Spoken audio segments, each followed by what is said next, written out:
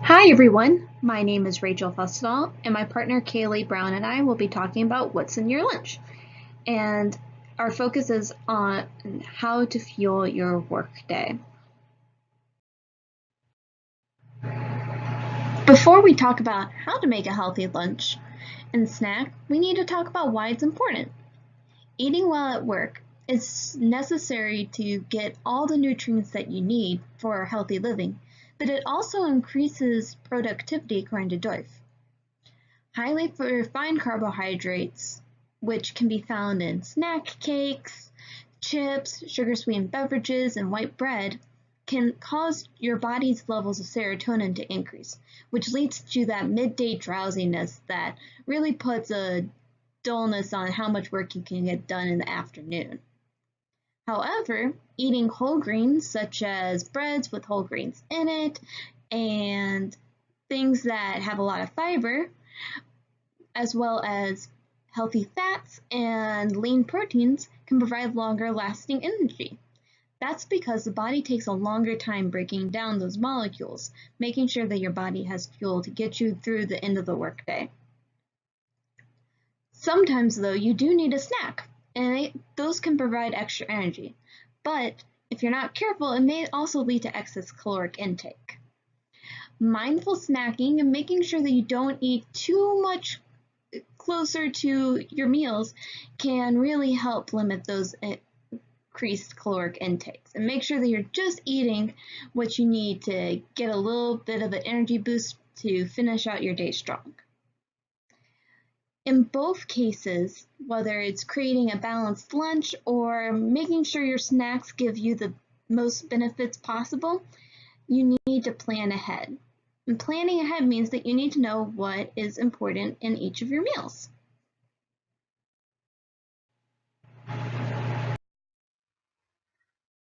Like Rachel was saying, it's important to have the 5 food groups in our meals for a well-balanced diet. These 5 food groups are fruits, vegetables, grain, protein, and dairy. It's important to make half of your grains in the day whole grains. We want to vary our proteins, vary our veggies, focus on whole fruits, and move to low-fat or fat-free dairy products. We know we need to have the 5 food groups every day, but how much of what? A good place to start is aiming for 2 cups of fruit, 2.5 cups of vegetables, 6 ounces of grains, 5.5 ounces of protein, and 3 cups of dairy.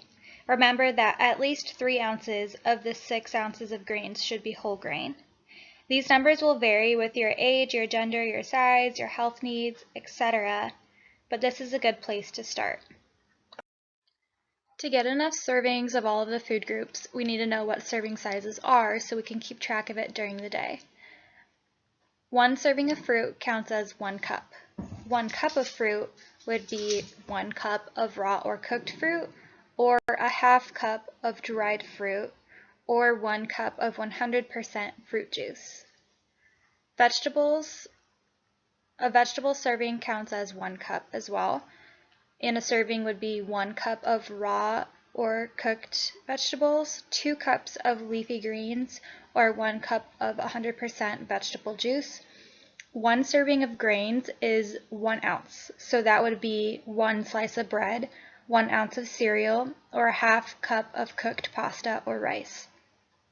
1 serving of protein is 1 ounce as well, so 1 ounce is 1 egg, 1 tablespoon of peanut butter, a 1/4 cup of cooked beans, half ounce of nuts or seeds, or 1 ounce of lean meats.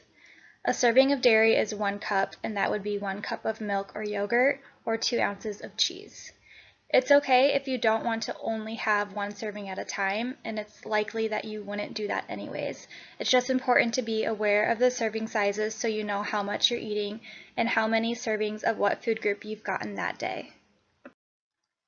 When you're trying to remember how much of what food group you've had each day, it can get really hard to think about all of that. So meal planning can come in handy in this case. Mapping out your meals helps you to plan ahead so you know you have enough of each food group each day. Finding balance, if you have veggies, dairy, and protein at one meal, then include fruit and grains in the next meal to make sure that you cover all 5 food groups.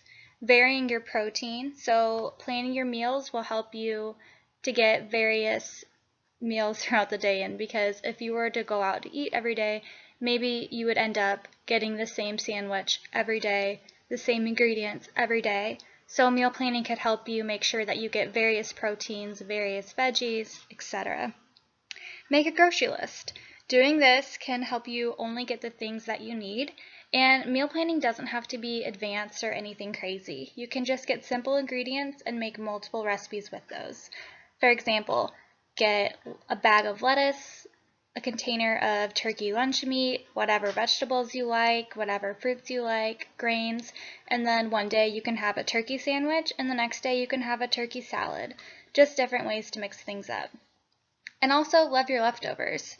It's okay to buy processed foods so that you will have leftovers.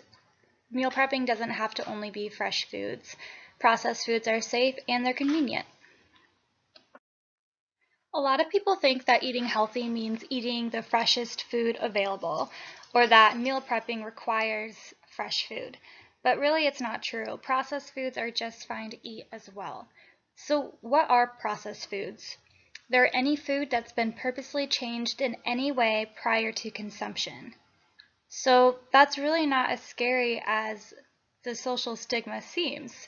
This just means that if a food has been cooked, canned, frozen, packaged, fortified, preserved, prepared in any method, that it's a processed food.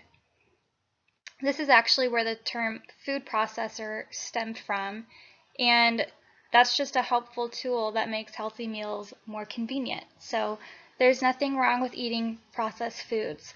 The real question is, how processed are the foods, and to what degree are they safe? Before I move on here, I just wanted to note that if you like fresh vegetables and fresh produce, that's totally fine. The point here is just that a lot of times when you're meal prepping, fresh food goes bad before you can use it. So in this case, processed foods are very convenient and okay to use. Moving on, the real question of processed foods. How processed are they? So a minimum level of processing would just be something that's bagged spinach or pre-cut produce, roasted nuts, etc. The next level would be something that has added ingredients to provide extra flavor or texture. So this would be adding things like spice or oils, and foods that contain this level of processing are things like yogurt, cake mix, salad dressings. The next level would be ready to eat, cereals, granolas, deli meat, just anything that you can buy that's already ready to eat. The maximum level of processing are pre-made meals. So this would be your frozen microwavable meals. Really, it's all fine, but the benefits and adverse effects differ across the spectrum. So there are just a few things to look out for when you're buying those maximally processed foods. So what are we looking for when we're buying the maximally processed foods? We're looking for hidden fat, extra sodium, and extra added sugar. So with these foods, we want to make sure that we're checking the label.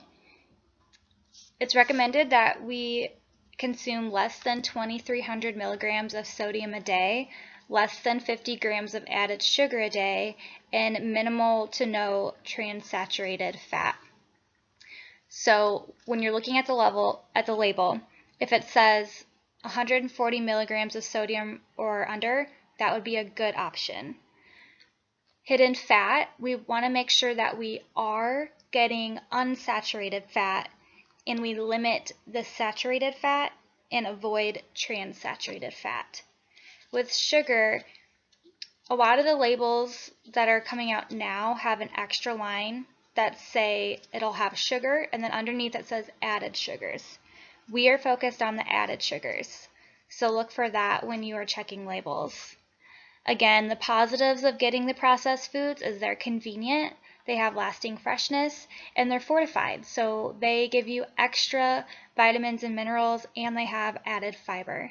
And again, the negative things that I mentioned just occur in some of the maximally processed foods and not even all of them. So remember, just check your label and decide if it's a good option for you or not.